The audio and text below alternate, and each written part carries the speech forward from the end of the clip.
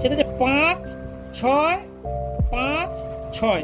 আগে 5 না থাকে, যদি প্রথমের দিকে 5 থাকে সেক্ষেত্রে কী হবে গুণটা? সেক্ষেত্রেও গুণটা একই রকম হবে, এই 6 6 36। কিন্তু এই জায়গাটা গুণটাকে এক বাড়িয়ে যে এটা করতাম সেটা নয়, এই দুটো গুণ হয়ে যাবে। 5 5 25, 25-এর সাথে 6 যোগ করে বসবে। 25-এর সাথে 6 যোগ করলে হচ্ছে 31, 31টা বসবে। তার মানে এইটার গুণফলটা হয়ে গেল কত?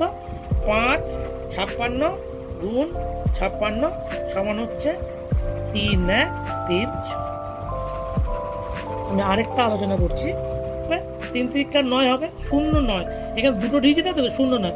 আর 5 5 25 হবে, 25 আর 3 28। ব্যাস, গুণটা হয়ে গেল। এ দুটো গুণ হবে, পাশেরটার সঙ্গে যোগ করতে হবে। এ দুটো গুণ হবে, পাশেরটার সঙ্গে যোগ করতে হবে, তাহলে কিন্তু উত্তর ঠিক হবে।